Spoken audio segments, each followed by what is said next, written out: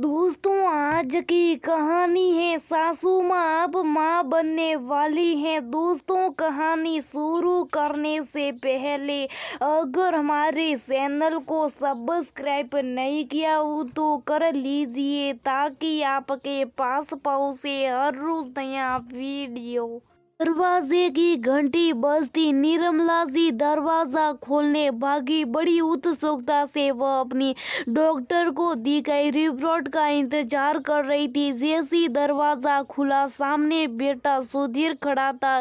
क्या हुआ सुधीर? क्या कहा डॉक्टर ने? रिपोर्ट में क्या आया? सुधीर नजरें नीची करते हुए घर में घुस गया। अरे सुधीर, बोले क्यों नहीं रहे? मैं तुमसे कुछ पूछ रही हूँ। आखिर मेरी रिपोर्ट में क्या आया है? तभी रसोई में से सुधीर की पत्नी स्वाति, जिनकी शादी को अभी 3 महीने बीते, बाहर आ गए। क्या हुआ मम्मी जी? आपसे कुछ पूछ रहे हैं, आप जवाब क्यों नहीं दे रहे? सुधीर रिपोर्ट स्वाति को पकड़ा कर अपने कमरे में चला गया। अरे बड़ा अजीब लड़का है, कितनी बार प्रश्न करा लेकिन जवाब ही नहीं दे रहा है। स्वाति बेटा, जरा तू ही देख ले रिपोर्ट में क्या आया है। जैसी स्वाति ने रिपोर्ट खोलकर देखी, उसकी आंखें फटी की फटी रह गई। मम्मी जी वो, अरे फिर वो क्या आया? लगता है तुम नहीं बोल पाओगे, ला मुझे दे। और निर्मला जी ने रिपोर्ट पढ़नी शुरू कर दी। पॉजिटिव? क्या क्या बकवास है ये स्वाति, ये क्या? मम्मी जी वो स्वाति बेचारी क्या बोलती? अरे पागल हो गई ये अस्पताल वाले। भला इस उम्र में भी ऐसा हो सकता है? क्या बुरा मत मानिएगा मम्मी जी, लेकिन अभी भी आपका शरीर औरतों की होने वाली मासिक गतिविधियों के अनुसार ही चल रहा है। ऐसे में ये सब मुमकिन है। आपको ध्यान है ना वो फिल्म बधाई हो? अरे तो चुप कर, वो फिल्म थी। फिल्म की बातें फिल्मों में होती, हकीकत के जीवन में ऐसा कभी तूने कुछ देखा और सुना? और फिर मुझसे भला कौन जाने कि इस बात में कितनी सच्चाई। तू ठहर, मैं अभी के अभी सुधीर से बात करती हूँ। सुधीर, ओ सुधीर। निर्मला जी ने फिर अपने बेटे को आवाज लगाने लगी। सुधीर की तो हिम्मत ही नहीं हो रही थी अपनी माँ का सामना करने की। अरे बेटा, एक बार मेरी बात तो सुन ले।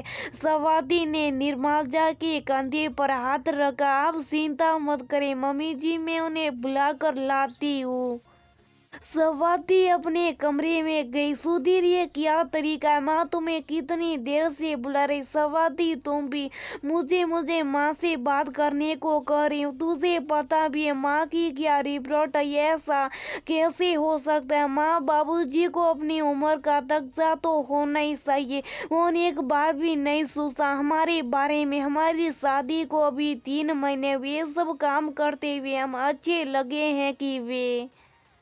सुधीर, कुछ बोलने से पहला थोड़ा सोच लिया करो। ये सब एक सामान्य प्रक्रिया है। स्वाति ने सुधीर को समझाते हुए कहा, देखो स्वाति, हम जिस समाज में रहते हैं वहाँ ये सब सामान्य नहीं है।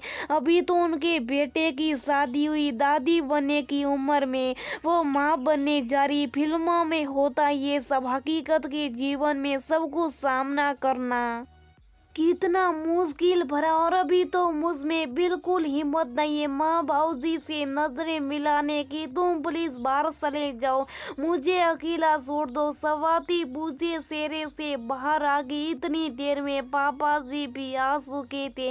निर्मला जी ने उन्हें भी रिपोर्ट देखा दी। रिपोर्ट देख बेचारे वे भी सकपका गए और शर्म के मारे अपने कमरे में चले गए।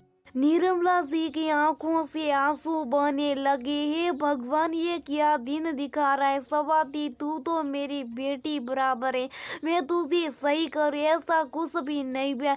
मम्मी जी आप चिंता मत करिए, हम एक और डॉक्टर को दिखा लेते। अरे मेरे तो थोड़े दिनों से पेट दर्द हो रहा था, बस इसलिए डॉक्टर को दिखाने चले गए। ये क्या नहीं, रामायण खड़ी हो गई मेरी जान को। निर्मला जी रोते रोते बोल रही थी।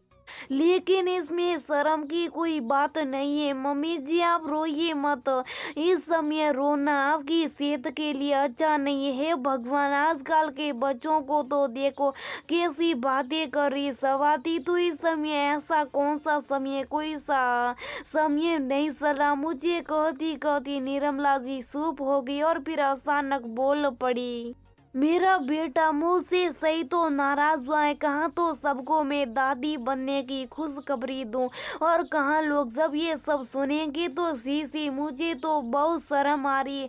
स्वाति के कुछ समझ नहीं आ रहा था। इधर पति सुधीर अपने माँ से नाराज, उधर ससुर जी किसी से बात नहीं करी और यहाँ उसकी सास लगातार रोई जा रही थी।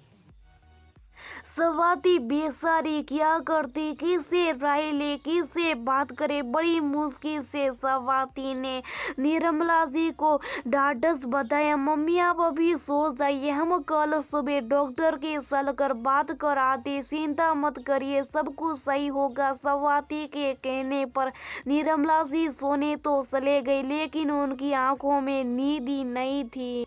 कमरे में जाती अपनी पति पर भी वह खूब सिलाई। बेचारे उनके पति भी नजरें नीची करके उनकी सभी बात सुनते रहे। अपनी पत्नी को शुभ कराने के लिए उन्हें जैसी निर्मला जी को कंधे पर हाथ रखा, निर्मला जी ने झटक कर दूर कर दिया। अब तो मुझसे दूर ही रही और दूसरी करवट लेकर सो गई। हंसते खेलते घर में अचानक से तनाव का माहौल सा आ गया। घर के सारों सदस्यों की आंखों में नींद नहीं थी। निर्मला जी को तो रो रो कर हाल बुरा हो गया था। अभी तो उनकी सास भी जिंदा थी। ये भगवान, सास क्या कहेगी और ननंद, उसको तो जैसे सट सटा नमक मिर्च लगा, आचार परोस दिया। और वह पड़ोस वाली शर्मा भाभी जी, मेरी कितनी जग सही होगी। सुबह का सूरज निकल आया था। आज जैसी तनाव भरी सुबह उस घर में कभी भी नहीं हुई थी। सुधीर ने ना रात को खाना खाया, ना सुबह नाश्ता किया और अपनी माँ से नजरें मिलाई बिना ही वो सीधे काम जाकर बैठ गया। स्वाति ने हिम्मत देकर निर्मला जी को कार में बैठा और तीनों डॉक्टर के पास चले गए। सुधीर ने पूरे रास्ते अपनी माँ से कोई बात नहीं करी। निर्मला जी अभी भी लगातार रोई जा रही थी और स्वाति उन्हें बड़ी मुश्किल से सांत्वना दे रही थी। अस्पताल पहुंचती वह रिसेप्शन रूम में जाकर बैठ गए। सुधीर को तो अपनी माँ के पास बैठने में भी शर्म आ रही थी और इधर उधर घूमने लगा। स्वाति सुधीर के पास गई। ये क्या तरीका है सुधीर, हम घर वालों से इस तरीके से बर्ताव करेंगे तो वो कैसे जिंदगी जी पाएगी। हमें इसका उपाय सोचना होगा। जो भी कोई गलती हुई है उसका इलाज ढूंढे या माँ को इसके लिए लगातार दोषी ठहराते रहे। और हकीकत में देखा जाए तो माँ की तो इसमें गलती भी नहीं है। फिर माँ से तुम इस तरीके से क्यों किसी अपराधी की तरह बर्ताव कर रहे हो। वो कल रात से तुमसे बात करने की कोशिश कर रही, लेकिन तुम की उनसे नजरें तक नहीं मिला रही। मुझे तुम्हारा ये बर्ताव बिल्कुल अच्छा नहीं लग रहा है। अभी के अभी मम्मी के पास चलो और उन्हें जिस प्यार की जरूरत है वो प्यार दो। स्वाति की बातें सुनकर सुधीर को अपनी गलती का एहसास हुआ। निर्मला जी नजरें झुकाए कुर्सी पर शुभ सा बैठी थी। सुधीर उनके पास गया और हाथ में उनका हाथ लेकर बोला, मम्मी आप चिंता मत करिए, मैं आपके साथ हूँ। सुधीर का इतना कहना था और निर्मला जी सुधीर के गले लगकर फकर रो पड़ी। अरे मम्मी आप परेशान मत होइए, जो भी कुछ होगा हम उसका सामना कर लेंगे। एक बार हम डॉक्टर को दिखा लेते हैं। अपने बेटे का साथ पाकर निर्मला जी को बहुत तसल्ली मिली। अब उन्हें विश्वास था कि परिस्थिति को सब मिलकर संभाली लेंगे। इतने में सुधीर को कल की रिपोर्ट देने वाली नर्स वहाँ की। अरे सर आप, मैंने आपको कल कितने फोन मिलाए लेकिन आपने मेरा फोन रिसीव नहीं करा, क्यों, क्या हुआ। सर्वों में माफी चाहूंगी। हकीकत में अस्पताल से गलती से मिस्टेक हो किया। मतलब है आपका सर, वो जो रिपोर्ट कल मैंने आपको दी थी उसमें नाम और उम्र गलत छप गई है। वो हकीकत में निर्मला जी की नहीं बल्कि नर्मदा जी की रिपोर्ट थी। निर्मला जी की रिपोर्ट तो ये रही, उनको तो हल्की सी अल्सर की शिकायत थी, इसी वजह से उनका पेट दुख रहा है। मैं कल भी आपको जानकारी देना चाह रही थी, परंतु आपने फोन ही नहीं उठाया और कोई नंबर आपने यहाँ पर सेव भी नहीं करवाया था। हम आप लोगों के अस्पताल आने का इंतजार कर रहे थे।